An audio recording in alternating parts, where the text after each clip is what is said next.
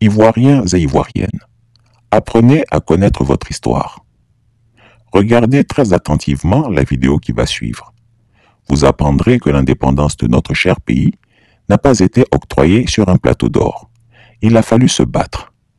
D'où vient-il alors que nous, les héritiers, nous nous laissions écraser par l'envahisseur Alassane Ouattara? Pourquoi sommes-nous devenus si impuissants face à cet individu qui détruit notre belle Côte d'Ivoire depuis plus de 3 décennies? Allons-nous faire moins que nos illustres devanciers en ce bas monde?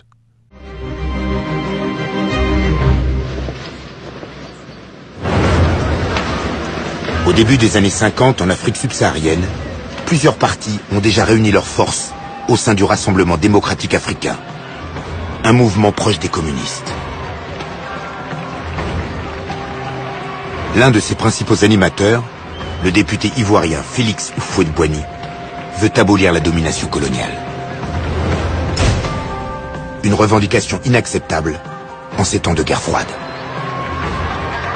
Paris décide de briser ses rebelles, un peu trop proche de Moscou à son goût. En Côte d'Ivoire, l'armée riposte brutalement. Le 27 janvier 1950, Félix Houphouët-Boigny échappe de peu à l'incarcération. Le lendemain, le sénateur Victor Biakaboda est retrouvé décapité en pleine brousse. Des milliers de sympathisants sont arrêtés. Des centaines de villages sont détruits. Une chape de silence s'abat sur ces agissements. Silence du côté des bourreaux, mais aussi du côté des victimes.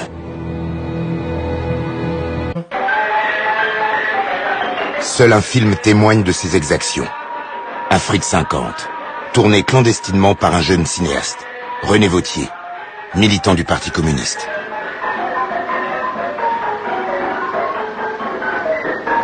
Ici, le chef de village, Sikali Ouattara, a été enfumé et abattu d'une balle dans la nuque, d'une balle française. Ici, une enfant de 7 mois a été tuée, une balle française lui a fait sauter le crâne. Ici, du sang sur le mur, une femme enceinte est venue mourir, 2 balles françaises dans le ventre.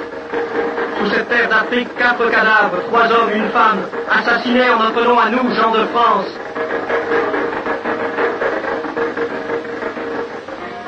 Tu t'étonnes, les cases brûlées, les habitants massacrés, le bétail abattu pourrissant au soleil, ce n'est pas l'image officielle de la colonisation.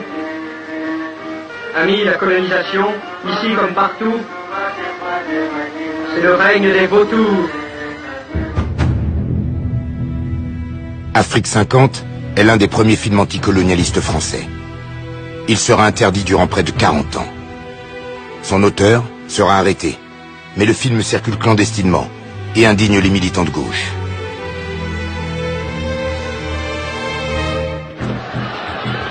En métropole, le Parti communiste français réclame la libération des prisonniers ivoiriens.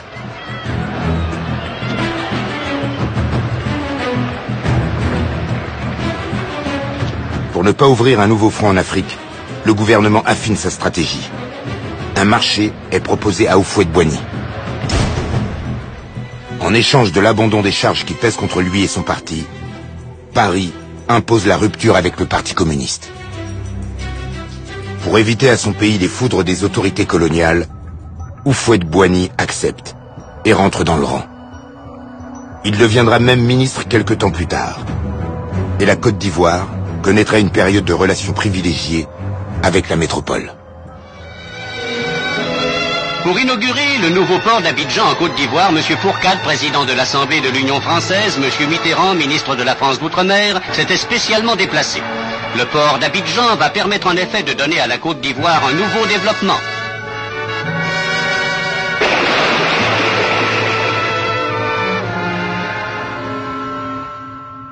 La France est parvenue à ses fins en Afrique. Mais après Madagascar, puis la Côte d'Ivoire, c'est aux Antilles que les tensions se multiplient. Chris Yapi ne ment pas.